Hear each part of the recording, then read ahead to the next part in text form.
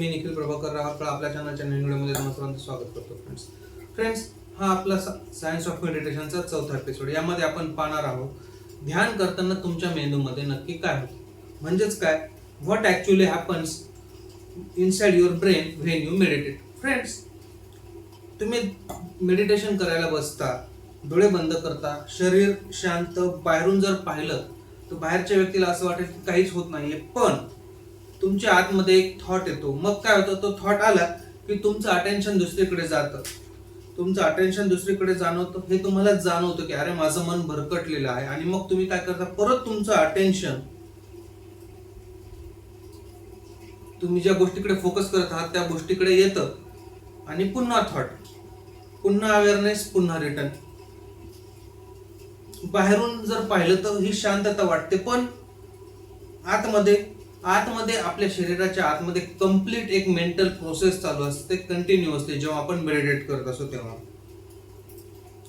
आणि सायन्सने आता interesting question विचारायला सुरुवात केली आहे मित्रांनो. काय क्वेश्चन विचारायला सुरुवात केली आहे, या सगळ्या प्रोसेसमध्ये आपल्या ब्रेनमध्ये नेमकं काय होतं, मेडिटेशनमुळे खरंच ब्रेन बदलतो का,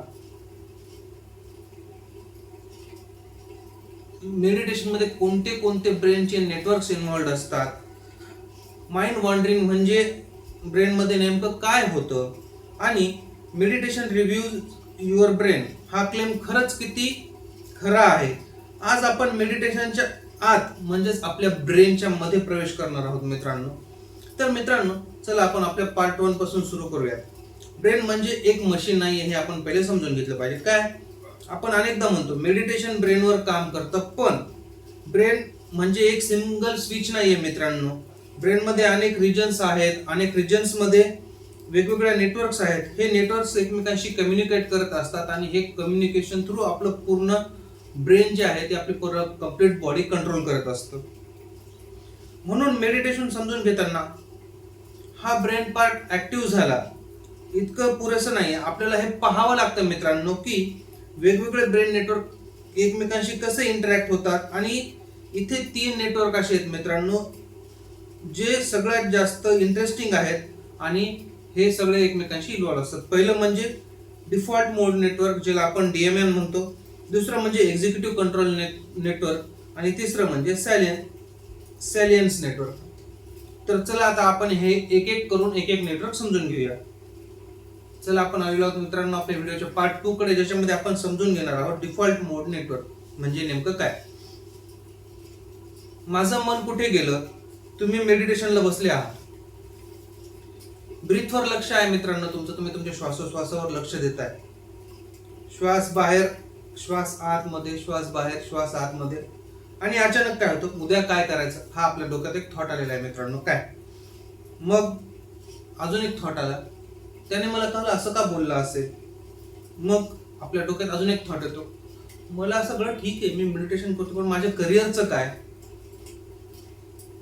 आणि मग 5-10 मिनिटांनी आपल्या लक्षात असं येतं की मी तर मेडिटेशन करत होतो. हे आहे मित्रांनो माइंड वॉन्डरिंग. म्हणजे काय, मन भटकणं किंवा मन भरकटणं. आपण माइंड प्रेझेंट मोमेंट मधून पास्ट मध्ये जाऊ शकतो, पास्ट मधून फ्युचर मध्ये जाऊ शकतो, फ्युचर मधून आपण स्वतःबद्दल विचार करू शकतो, प्लॅनिंग करू शकतो, इमॅजिन सुद्धा करू शकतो. आणि हे सगळं एकाच वेळेस सायमल्टेनियसली आपला ब्रेन करत असतो मित्रांनो.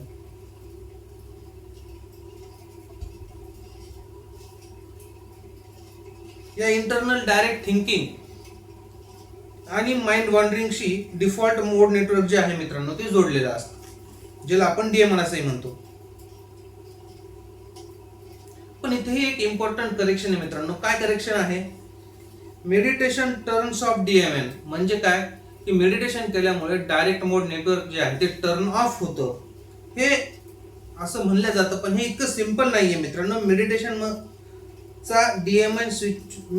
म्हणजे DMN स्विच ऑफ करणं असं नाहीये. रिसर्च मध्ये DMN ऍक्टिव्हिटी आणि कनेक्टिव्हिटी मध्ये वेगवेगळे चेंजेस दाखवले गेलेले आहेत, पण टेक्निक, एक्सपिरियन्स, स्टडी डिझाईन नुसार फाइंडिंग्स जे आहेत त्या प्रत्येक व्यक्ती अनुरूप बदलू शकतात. म्हणजे प्रत्येक व्यक्तीला DMN बद्दल जे चेंजेस आहेत ते वेगवेगळ्या पद्धतीने वेगवेगळे जाणू शकतात मित्रांनो. म्हणून DMN एनिमे नाहीये हे आपण समजून घेतलं पाहिजे. माइंड वॉन्डरिंग म्हणजे आपलं ब्रेन विचार करण्यासाठीच आहे मित्रांनो, हे पण आपण समजून घेतलं पाहिजे. आणि मग प्रश्न काय उद्भवतो, आपलं जे अटेन्शन आहे ते कुठं आहे हे आपल्याला कळत आहे का? म्हणजे काय, तुम्ही जेव्हा मेडिटेशन करताय तर तुमचं अटेन्शन नेमकं कुठं आहे हे तुम्हाला कळतंय की नाही, हा मेन प्रश्न आहे.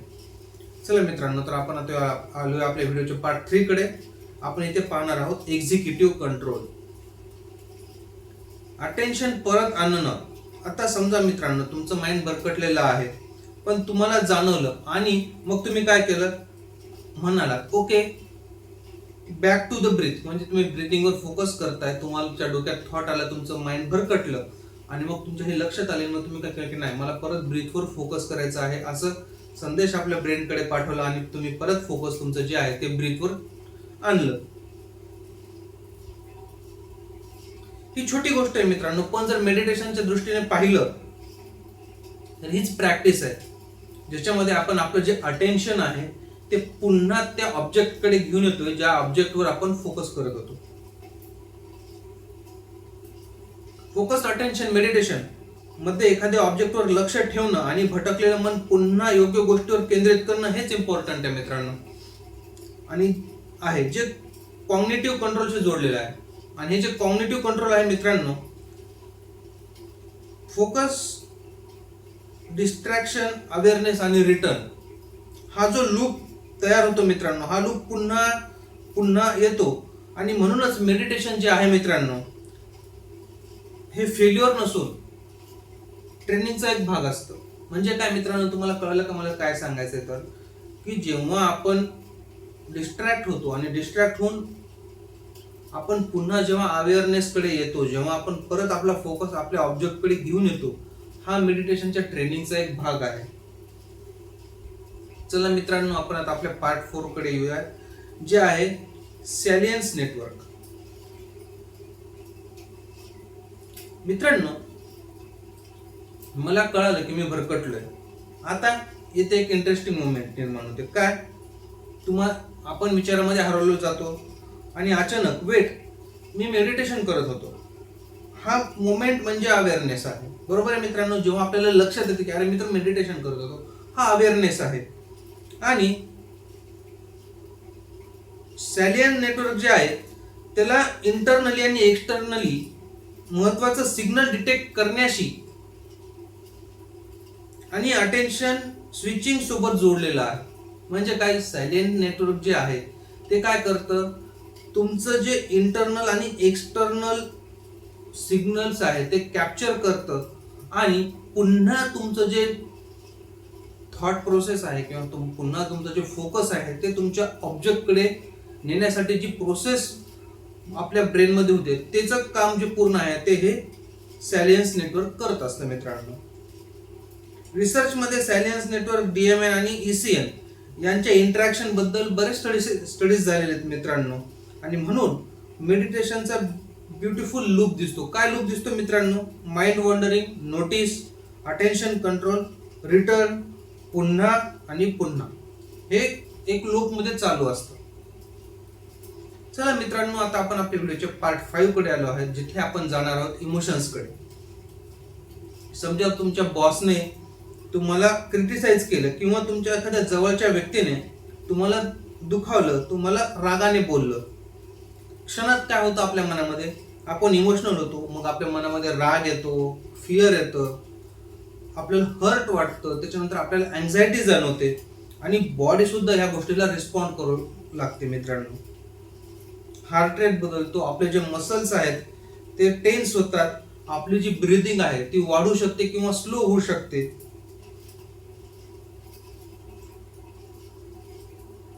आता जे आपलं ब्रेन आहे मित्रांनो, आपल्या ब्रेन मध्ये जी इमोशन रिलेटेड प्रोसेसिंग आहे ना, त्याला अॅमिगडाला सारख्या रिजन सोबत कनेक्टेड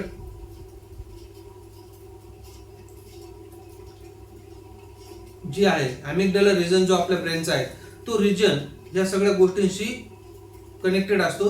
तो ह्या सगळ्या गोष्टींमध्ये महत्वाची भूमिका बजावत असतो मित्रांनो. पण एका इम्पॉर्टंट कनेक्शन, अॅमिगडाला म्हणजे एक इम्पॉर्टंट कनेक्शन मित्रांनो. काय, अॅमिग्डाला म्हणजे फक्त फिअर सेंटर नाहीये. म्हणजे अॅमिग्डाला जे आहे आपल्या बॉडीचा, आपल्या मेंदूचा जो अॅमिग्डाला पार्ट आहे तो फक्त फिअर सेंटर नाहीये. ती इमोशनल सॅलियन्स, थ्रेट रिलेटेड प्रोसेसिंग मध्ये, म्हणजे आपल्याला जर कोणता थ्रेट वाढला, आपल्याला जर कोणत्या गोष्टीकडून असं जाणवलं की या गोष्टीकडून मला धोका आहे, तर ह्याच्याशी रिलेटेड जी प्रोसेसिंग असते त्या प्रोसेसिंग मध्ये खूप महत्वाची भूमिका बजावत असतं मित्रांनो. माइंडफुलनेस आणि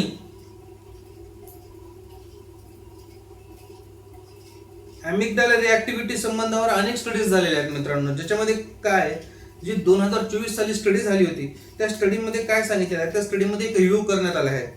त्या रिव्ह्यू मध्ये काय सांगतं, ग्रेटर ट्रेट माइंडफुलनेस आणि इमोशनल स्टिम्युलस समोर अॅमिग्डाला रिॲक्टिव्हिटीज ज्या आहेत याच्यामध्ये एक कनेक्शन आढळलेलं आहे, एक असोसिएशन आढळलेलं आहे. पण याचा अर्थ असा नाही होत मित्रांनो की मेडिटेशन प्रत्येक व्यक्तीची अॅमिग्डाला जी आहे ती परमनंटली शांत करते. म्हणजे जी आपली फिअर प्रोसेसिंग ऍक्टिव्हिटी आहे ती परमनंट शांत मेडिटेशनमुळे होत नाही मित्रांनो.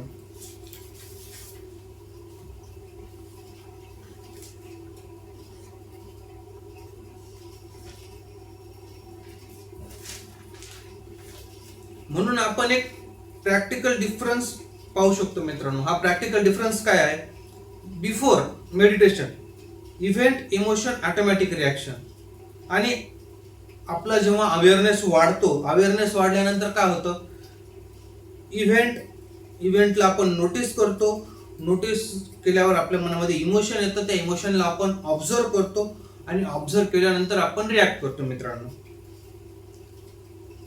मेडिटेशन जे आहे ते आपले इमोशन काढून नाही टाकत मित्रांनो, पण कदाचित आपलं जे इमोशन आहे ते इमोशन आणि त्याच्यावरची आपली रिॲक्शन यांच्यामध्ये अवेअरनेस आणण्यासाठी जी क्षमता आहे ती क्षमता वाढवण्यासाठी मेडिटेशन आपल्याला मदत करत असतं मित्रांनो. तर मित्रांनो अशा पद्धतीने आपण आपल्या व्हिडिओच्या 6व्या पार्ट कडे आलेलो आहोत, ज्याच्यामध्ये आपण प्रीफ्रंटल रिजन हा जो एक मेंदूचा रिजन आहे जो या सगळ्या गोष्टींशी कनेक्टेड असतो त्याबद्दल आपण माहिती पाहणार आहोत. आपल्याला जेव्हा आपण विचार करतो तेव्हा पॉज कुठून येतो. आपण अनेकदा इमोशनल मोमेंट मध्ये म्हणतो मला माहित होतं की मला असं रिॲक्ट करायला नव्हतं पाहिजे, पण तरीही मी अशा पद्धतीने रिॲक्ट केलं. का केलं? कारण ह्युमन बिहेवियर मध्ये emotion, attention, memory, decision making आणि कॉग्निटिव्ह कंट्रोल यांचा जो इंटरॅक्शन असतो मित्रांनो तो आपला फ्रंटल किंवा प्रोफ्रंटल रिजन, कॉग्निटिव्ह कंट्रोल, प्लॅनिंग आणि गोल डायरेक्टेड बिहेवियरशी संबंधित आहे. म्हणजे जे आपले गोल डायरेक्टेड होतात हे सगळे गोल्स, त्याच्यानंतर हे जे आपले इमोशन्स आहेत सगळे इमोशन्स हे आपल्या प्रोफ्रंटल रिजन मधून डायरेक्टेड होतात मित्रांनो.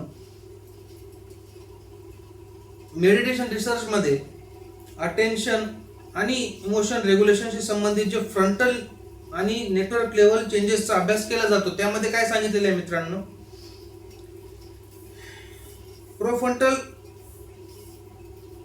सेंटर परमनंटली स्ट्रॉंगर होतो आणि जो आपलं हे जे प्रोफ्रंटल सेंटर जो आहे मित्रांनो तो आपला परमनंटली स्ट्रॉंग होतो. कशामुळे? मेडिटेशन केल्यामुळे. म्हणजे जेव्हा आपण मेडिटेशन करतो तेव्हा आपल्या प्रोफ्रंटल रिजन मध्ये काही चेंजेस होतात ज्यामुळे आपण इमोशनल जे आपले आहेत निर्णय किंवा अँगर मॅनेजमेंटचे जे आपले निर्णय आहेत ते आपण अधिक ऍक्टिव्हली किंवा अधिक योग्यपणे घेऊ शकतो मित्रांनो.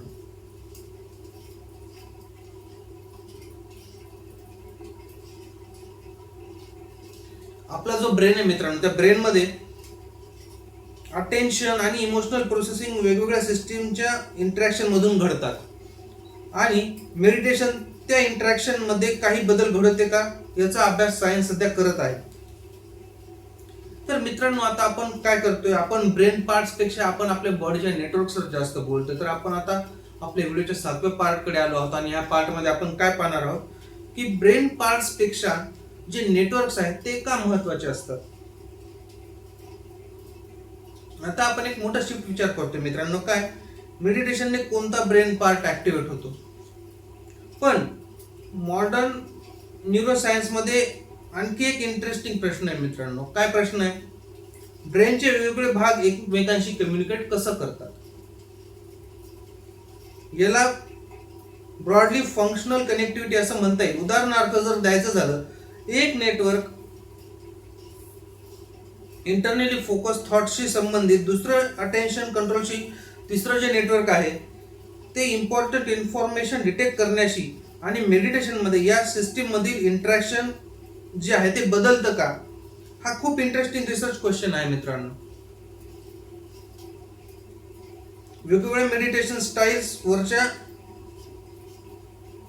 न्यूरो मॅनेजिंग स्टडीज ज्या झालेल्या आहेत त्या स्टडीज मध्ये काही शेअर्ड आणि डिस्टिंक्ट न्यूरल पॅटर्न्स आढळले आहेत. म्हणजे काय झालेलं आहे मित्रांनो, या स्टडीज मध्ये असं आढळून आले आहे की आपल्या बॉडीमध्ये शेअर्ड आणि डिस्टिंक्ट न्यूरल पॅटर्न्स तयार होतात ज्यावेळेस आपण मेडिटेशन करतो. आणि याचा ह्या आपला जो एपिसोड आहे त्या एपिसोडशी डायरेक्ट कनेक्शन आहे मित्रांनो. म्हणजे काय तर हे जे न्यूरल पॅटर्न्स तयार होतात मित्रांनो, हे आपल्या ब्रेनमुळे मध्ये याच्यामुळे तयार होतात की जेव्हा आपले जे मी तुम्हाला 3 नेटवर्क सांगितले म्हणजे DMN, त्यानंतर आपलं जे सॅलियन्स नेटवर्क आहे आणि एक्झिक्युटिव्ह कंट्रोल नेटवर्क जे आहे हे एकमेकांशी इंटरकनेक्शन मध्ये एकमेकांशी बोलत असतात, एकमेकांसोबत ब्रेन सिग्नल्सने न्यूरॉन सिग्नल्सच्या भाषेतून संभाषण साधत असतात आणि त्या थ्रूच या सगळ्या गोष्टीतून एक प्रोसेस आपल्या माइंडमध्ये घडत असते. ती प्रोसेस मग आपल्या ब्रेनला योग्य आदेश देत असते की नाही, ह्या मेडिटेशन मधून तुला ही गोष्ट हासिल करायची आहे की ही गोष्ट तुला मिळवायची आहे. चला मित्रांनो, आता आपण आपल्या व्हिडिओच्या पार्ट 8 कडे येऊया. आता एक व्हायरल शब्द येतो मित्रांनो. हा शब्द तुम्ही बऱ्याच ठिकाणी ऐकला असेल. हा शब्द म्हणजे काय? न्यूरोप्लास्टिसिटी. याचा सिंपल अर्थ जर पाहिला मित्रांनो, ब्रेन अनुभव आणि लर्निंगच्या रिस्पॉन्स मध्ये बदलू शकतो. म्हणजे जेव्हा आपल्या मेंदूला काही अनुभव येतात आणि जेव्हा आपला मेंदू काहीतरी नवीन गोष्ट शिकतो त्यावेळेस काय होतं मित्रांनो, आपल्या ब्रेन मधले जे न्यूरॉन्स आहेत ते थोडेफार प्रमाणामध्ये चेंज होतात. आपण जेव्हा नवीन स्किल शिकतो, नवीन हॅबिट डेव्हलप करतो, रिपीटेड प्रॅक्टिस एखाद्या गोष्टीची करतो, मग प्रश्न काय होतो मित्रांनो, मेडिटेशनमुळे ब्रेन मध्ये फिजिकल चेंजेस होतात का? काही रिसर्च स्टडीज मध्ये असं आढळून आलेलं आहे मित्रांनो की स्ट्रक्चरल चेंजेसचे संकेत मिळाले आहेत. म्हणजे येस, ब्रेनच्या स्ट्रक्चर मध्ये थोड्या प्रमाणामध्ये काही चेंजेस मेडिटेशनमुळे जाणवू शकतात. 2023 मध्ये एक रँडमाइज्ड मीडियाने काय केलं होतं मित्रांनो, एक ट्रायल केली होती ज्याच्यामध्ये त्यांनी हे अनालाइज केलं होतं की मेडिटेशन इंटरव्हेन्शन नंतर ब्रेनच्या रिजन मध्ये काही स्ट्रक्चरल चेंजेस आढळून आले आहेत आणि याचा त्यांना एव्हिडन्स मिळाला होता मित्रांनो. पण इथेच थांबून आपण असं नाही म्हणू शकत की स्ट्रक्चरल MRI स्टडीज मध्ये सॅम्पल साइजेस, त्याच्यानंतर त्यांनी कोणती मेथड अवलंबली, मेडिटेशन प्रॅक्टिसेस कोणत्या पद्धतीने केल्या आणि याचे जे रिझल्ट आहेत हे प्रत्येक व्यक्ती अनुरूप वेगळे वेगळे आहेत मित्रांनो. रिसेंट रिव्ह्यूज मध्ये पण असं आढळून आलेलं आहे मित्रांनो की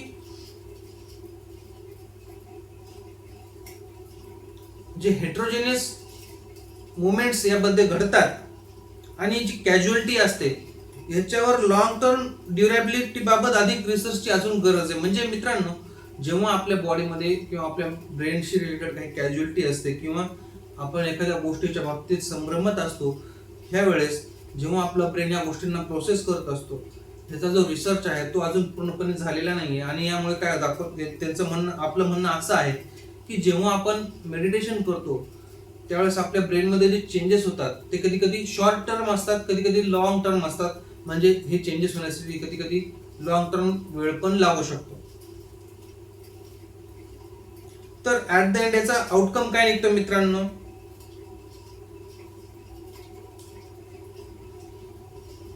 आपल्या ब्रेन मध्ये चेंजेस होतात का? तर सायन्सचा रिस्पॉन्सिबल आन्सर असा आहे, येस. चेंजेस होतात का? येस, होऊ शकतात. इंटरेस्टिंग एव्हिडन्स आहे का? येस, एव्हिडन्स पण आहे. तो एव्हिडन्स फुल्ली सेटल्ड आहे का? नाही.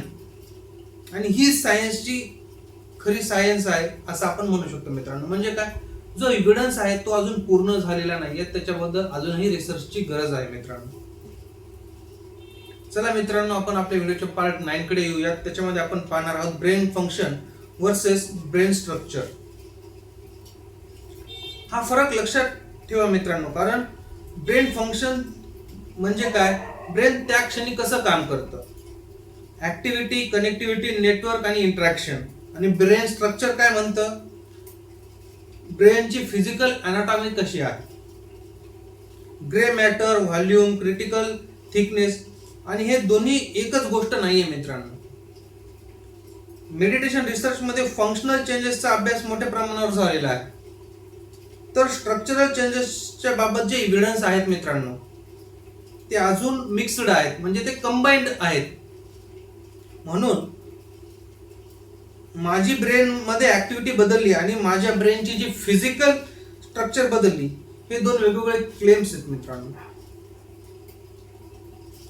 तर मित्रांनो, आता आपण आपल्या व्हिडिओच्या पार्ट 10 कडे आलो आहोत, ज्याच्यामध्ये आपण पाहणार आहोत ज्या आपल्या मेंदूमधून लहरी बाहेर पडतात त्या लहरीची रियालिटी काय आहे. आता येतो मेडिटेशन बद्दलचा अजून एक पॉप्युलर टॉपिक, म्हणजे अल्फा वेव्हज मित्रांनो. अल्फा वेव्हज किंवा थीटा वेव्हज, गॅमा वेव्हज.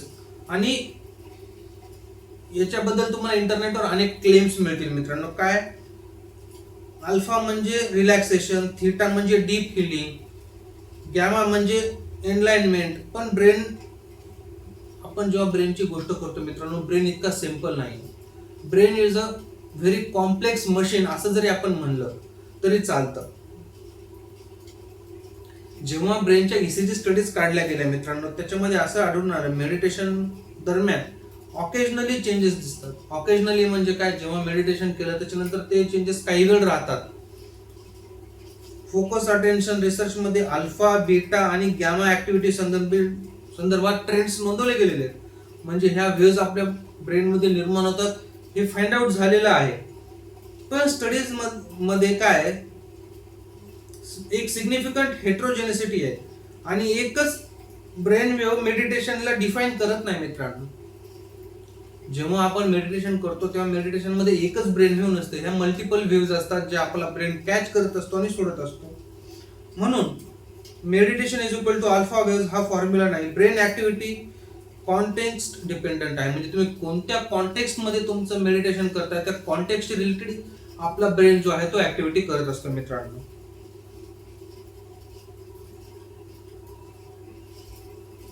चला मित्रांनो, आता आपण आपल्या व्हिडिओच्या 11व्या पार्ट कडे आलेलो आहोत. त्यामध्ये आपण पाहणार आहोत meditation rewires your brain. Truth or hype. चला व्हायरल स्टेटमेंट घेऊया मित्रांनो. Meditation rewires your brain. हे हेडलाईन पाहून खूप छान वाटतं आपल्याला, असं वाटतं की अरे वा, काहीतरी वेगळं आपण ऐकतो, काहीतरी आपल्यासोबत होतंय. पण सायन्स मध्ये आपल्याला पुढचे प्रश्न विचारावे लागतात. काय प्रश्न विचारावे लागतात? पहिला प्रश्न, कुठल्या मेडिटेशन टेक्निकमुळे? त्याच्यानंतर दुसरा प्रश्न, किती काळ प्रॅक्टिस केल्यानंतर? तिसरा प्रश्न, सगळ्या लोकांमध्ये किती काळ हा बदल टिकतो? त्याच्यानंतर चौथा प्रश्न, आणि हा मेडिटेशनमुळे झाला आहे हे आपण किती कॉन्फिडेंटली सांगू शकतो? हा आहे सायंटिफिक थिंकिंग मित्रांनो. कारण सायन्स फक्त आन्सर पाहत नाही, सायन्सला फक्त आन्सर नको असतं, एव्हिडन्सची सुद्धा स्ट्रेंथ गरजेची असते ती महत्वाची असते मित्रांनो. म्हणून मी तुम्हाला असं सांगणार नाही मित्रांनो की मेडिटेशन तुमचा ब्रेन परमनंटली रिवायर करतो किंवा ब्रेन मध्ये तुमच्या परमनंट चेंजेस येतात. मी असं म्हणेन मित्रांनो की मेडिटेशनशी संबंधित ब्रेन ऍक्टिव्हिटी, कनेक्टिव्हिटी आणि काही स्ट्रक्चरल चेंजेसचा अभ्यास झालेला आहे, ज्यामध्ये असं फाइंड आउट झालेलं आहे की काही स्ट्रक्चरल चेंजेस जे आहेत ते आपल्या ब्रेन मध्ये होतात. पण एक्झॅक्ट मेकॅनिझम, कॅज्युअलिटी आणि लॉंग टर्म इफेक्ट साठी अजूनही रिसर्च चालू आहे मित्रांनो. चला मित्रांनो, आता आपण जे काही डिस्कस केलं ते आता आपण थोडं आपल्या पार्ट 12 मध्ये आपल्या लाईफ मध्ये आणूया. समजा कोणी तुमचा इन्सल्ट केला, तुमच्या माइंड मध्ये मग थॉट आला. काय थॉट आला? याने माझा अपमान केला. मग इमोशन आलं. मग काय? मग आपली बॉडी मध्ये एक टेन्शन निर्माण होतं. मग एक अर्ज होते की आपल्याला काहीतरी याच्यावर रिॲक्शन दिली पाहिजे, आपल्याला उत्तर द्यायचंय. आणि मग रिॲक्शन.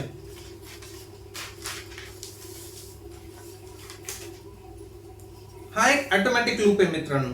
पण मेडिटेशन प्रॅक्टिसमुळे काय होतं, ते तुम्हाला जर काही वेगळं शिकत असेल तर आपल्याला थॉट दिसतो की याने माझा अपमान केला आहे, आपल्याला इमोशनही जाणवतं, बॉडीची प्रतिक्रियाही कळते, अटेन्शन पुन्हा येतं आणि मग रिस्पॉन्स निवडण्याची शक्यता तयार होते की आता आपल्याला याला काय रिस्पॉन्स द्यायचा. मग आपण वेगवेगळ्या रिस्पॉन्सेस बद्दल अनालाइज करतो आणि मग त्यातून आपल्याला जो पाहिजे तो रिस्पॉन्स घेतो आणि मग त्या व्यक्तीला आपण तो रिस्पॉन्स देतो मित्रांनो. मी पुन्हा सांगतो मित्रांनो, प्रत्येक सिच्युएशन मध्ये हे मॅजिकली होईल असं नाही, पण मेडिटेशनच्या ट्रेनिंगमुळे आणि प्रॅक्टिसमुळे इथेच गोष्टी इंटरेस्टिंग होतात. चला मित्रांनो, आता आपण आपल्या व्हिडिओच्या पार्ट 13 कडे आलेलो आहे. मग मेडिटेशन ब्रेनला शांत कसं करतं आता हे आपण पाहूयात. हा प्रश्न शेवटी पुन्हा येतो मित्रांनो. तर याचं उत्तर मी असं देईल की होही आणि नाहीही.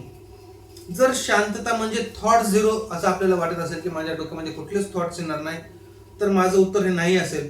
आणि जर शांतता म्हणजे इंटरनल एक्सपिरियन्स कडे जास्त अवेअरनेसनी पाहण्याची जर क्षमता माझ्या मेडिटेशन प्रॅक्टिसेसमुळे मला भेटत असेल, तर आपण असं म्हणू शकतो की होय, मेडिटेशन आपल्याला त्या दिशेने मदत करतं.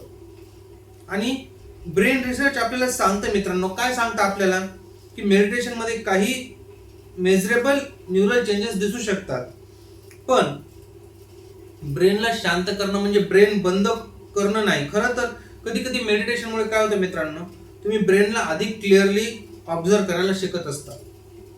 चला मित्रांनो, आता आपण आपल्या व्हिडिओच्या पार्ट 14 कडे येऊ. आता यामध्ये ह्या सगळ्या गोष्टीतून आपल्याला काय रिअलाइज होतं मित्रांनो, ते आता आपण पाहू. चला मित्रांनो, आता आपण आपला जो पूर्ण एपिसोड आतापर्यंतचा आहे तो एका लूप मध्ये पाहूया. पहिल्यांदा काय होतं, माइंड वॉन्डर्स म्हणजे आपल्या मनामध्ये काहीतरी विचार येतात, मग अवेअरनेस, मग अटेन्शन कंट्रोल, रिटर्न आणि रिपीट. आणि रिअल लाईफचा जर आपण विचार केला मित्रांनो, एखादा इव्हेंट घडतो, म्हणजे कोणी आपल्याला काहीतरी बोलतो, मग आपल्या डोक्यामध्ये काहीतरी थॉट्स येतात, एक इमोशन तयार होते, मग बॉडी त्या इमोशनला रिस्पॉन्ड करते, त्या रिस्पॉन्सला आपल्याला अवेअरनेस येतो आणि मग आपण एक चॉईस करतो आणि त्याच्यानंतर आपण रिस्पॉन्स करतो मित्रांनो. म्हणून मेडिटेशन म्हणजे ब्रेनला रिमोट कंट्रोलने शांत करणं नाहीये मित्रांनो, तो एक प्रॅक्टिस आहे अटेन्शनला पाहण्याचा, अवेअरनेसला डेव्हलप करण्याचा आणि कदाचित ऑटोमॅटिक रिॲक्शन आणि कॉन्शियस रिस्पॉन्स याच्यामधला गॅप वाढवण्याचा.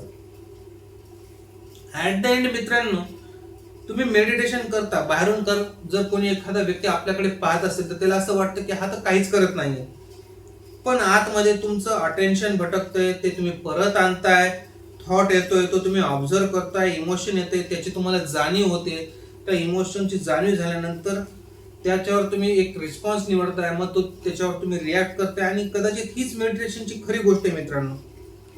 तुम्ही तुमच्या ब्रेनला शांत करण्यासाठी बसता, पण हळूहळू तुमच्या मेंदूची जी हालचाल आहे ती तुम्हाला दिसायला लागते. आणि कदाचित मेडिटेशनचा प्रश्न माझ्या ब्रेनला किती कमी विचार आहेत हा नाहीये, तर माझ्या विचारांकडे पाहण्याची माझी काय क्षमता आहे आणि ती क्षमता किती वाढते आहे हा महत्वाचा प्रश्न आहे मित्रांनो. आणि इथे सायन्स अजून एक प्रश्न विचारतं. काय प्रश्न विचारतं मित्रांनो, काही बदल जे आहेत ते ऍक्टिव्हिटीमध्ये दिसतात, काही कनेक्टिव्हिटीमध्ये, काही स्ट्रक्चरल चेंजेसमध्ये दिसतात मित्रांनो, पण अनेक प्रश्न अनआन्सर्ड आहेत. आणि म्हणून आपण मिथ्सवर विश्वास ठेवणार नाही आहोत मित्रांनो, आणि आपण सायन्सला ओव्हरसेल पण करणार नाही आहोत. म्हणजे आपण सगळ्याच गोष्टी सायन्सच्या दृष्टीने पण पाहणार नाही आहोत की सायन्स असं म्हणतं, सायन्स तसं म्हणतं, असंही आपण करणार नाही आहोत मित्रांनो. आपण हेच पाहणार आहोत की आपल्या समोर जे एव्हिडन्सेस येत आहेत ते काय म्हणतायत, किती स्ट्रॉंग आहेत आणि अजून आपल्याला काय हे गोष्टी माहीत नाही आहेत. कारण मेडिटेशन फक्त माइंडचा विषय नाही आहे मित्रांनो, तो ब्रेनचा देखील एक फॅसिनेटिंग रिसर्च क्वेश्चन आहे. This is it for today. This is Nikhil Harkal talks, real life, real reset. Video जर आवडला असेल मित्रांनो तर व्हिडिओला लाईक करा, चॅनलला सबस्क्राईब करा, कमेंट करा. कारण तुम्ही जर माझ्या व्हिडिओवर कमेंट केलात तर मला नक्की कळेल की तुम्हाला काय वाटलं आहे व्हिडिओ पाहून मित्रांनो. थँक्यू मित्रांनो.